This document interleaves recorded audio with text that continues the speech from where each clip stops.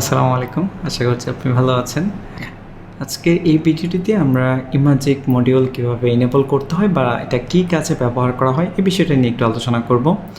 আপনারা যখন WordPress site তৈরি করেন নিজেদের জন্য বা ক্লায়েন্টের জন্য, তখন প্রচুর পরিমাণে ইমেজ ব্যবহার করতে হয়। তো ওয়ার্ডপ্রেস মিডিয়াতে যখন আপনারা কোনো ছবি আপলোড করেন, ওটা কিন্তু রিসাইজ হয়, অপটিমাইজড হয়, অটোমেটিকলি ওয়ার্ডপ্রেস করে থাকে। তো ওয়ার্ডপ্রেস ডিফল্টভাবে জিডি নামের একটি লাইব্রেরি রয়েছে, এটা ব্যবহার করে মূলত এই কাজগুলো করে থাকে, যে মোবাইল ট্যাবলেট বা লার্জ ডেস্কটপ, লার্জ স্ক্রিন যেগুলো আর কি, এগুলোতে রিসাইজ করার জন্য।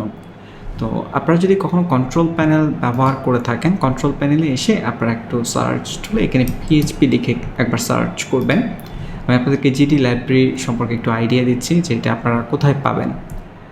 যখন আপনি সার্ভারে আসবেন তখন ওগুলোকে মূলত মডিউল বলে। তো এই জায়গায় পিএইচপিতে এসে আমরা এখানে দেখতে পাচ্ছি যে 8.0 ব্যবহার করতেছি। আপনি চাইলে বর্তমানে 8.2 হচ্ছে লেটেস্ট, আমি চাইলে এটা ব্যবহার করতে পারবো। তো আমি ক্লিক করতেছি, অ্যাপ্লাই ক্লিক করব। লেটেস্টটা ব্যবহার করাই ভালো পারফরমেন্স পারপাসে, সিকিউরড। যাই হোক, আমরা এক্সটেনশনে ক্লিক করব। এক্সটেনশনে ক্লিক করার পর আমরা একটু সাইটটা দেখবো যে পিএইচপি ভার্সন চেঞ্জ করলাম, তো এই জায়গায় আমরা দেখবো যে সাইটটা ঠিক আছে কিনা। জাস্ট একবার রিলোড দিব। ওকে, একটা এরর আসছে। আমি প্রথমে এই এররটা সলভ করতেছি যে MySQL পিএইচপি এক্সটেনশন আমাদেরকে ইনস্টল করতে হবে বা ইনেবল করতে হবে। তো এইটা আমরা ইনেবল করতে পারবো এই যে এখানে nd_mysql এই এক্সটেনশন বা মডিউল আপনি যদি ইনস্টল করে দেন তাহলে দেখবেন যে এই ইস্যুটা সলভ হয়ে যাবে। তো আমি রিলোড দিচ্ছি। ওকে, অলরেডি সলভ হয়ে গিয়েছে। এখন হচ্ছে আমরা কন্ট্রোল প্যানেলে এইখানে আপনারা বাম দিকে দেখতে পাবেন জিডি। ওকে, তো এইটার মাধ্যমে মূলত হচ্ছে ইমেজগুলোকে প্রসেস করে ওয়ার্ডপ্রেস ডিফল্টভাবে। ওকে, তবে জিডি ছাড়াও কিন্তু আরেকটি মডিউল রয়েছে, সেটা হচ্ছে ইমাজিক।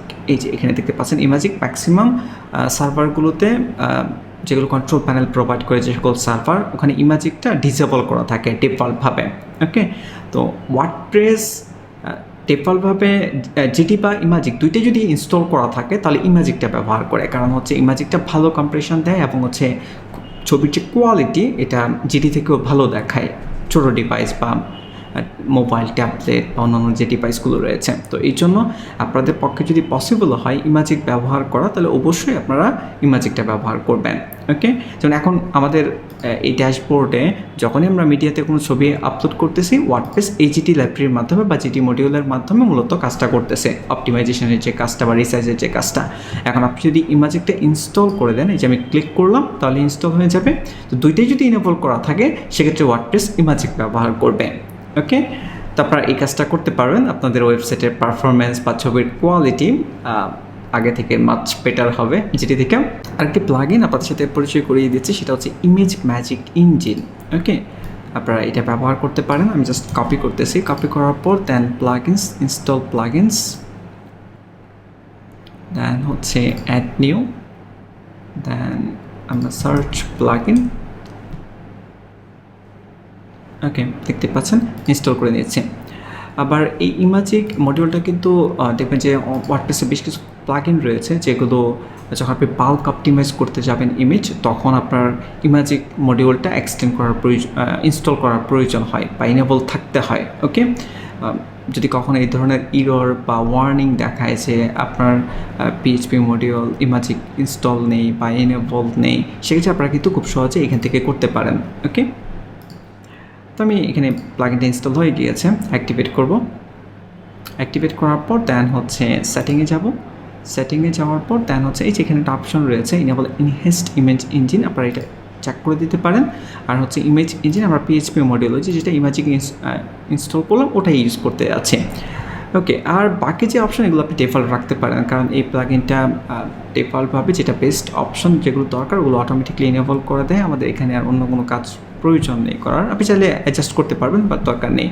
আর ইমেজিক ইঞ্জিন ইজ নট এনেবল, এই ওয়ার্নিংটা চলে যাবে। এটা আপনি যখন সেভ চেঞ্জেসে ক্লিক করবেন তাহলে এটা চলে যাবে। ওকে, দেখতে পাচ্ছেন এখন আর নেই। তো এখন কিন্তু ওয়ার্ডপ্রেস ডিফল্টভাবেই ইমাজিক মডিউল ব্যবহার করবে আপনার ইমেজগুলোকে প্রসেস করার জন্য। তো আশা করি এটা আপনাদের হেল্প করবে। আর কেউ যদি না জেনে থাকেন, আপনাদের নিজেদের সাইট যদি আপনারা মেনটেন করেন বা ক্লায়েন্টের সাইট যদি হোক, সেক্ষেত্রে আপনারা জিডি থেকেও ইমাজিকটা বেশি ব্যবহার করার ট্রাই করবেন। ওকে, থ্যাংক ইউ সো মাচ। আজকে টিউটোরিয়াল এই পর্যন্তই। আশা করি আপনারা উপকৃত হবেন। ইন ফিউচারে যখন ক্লায়েন্টের কাজ করবেন তখন হয়তো বা কাজে লাগবে। Thank you.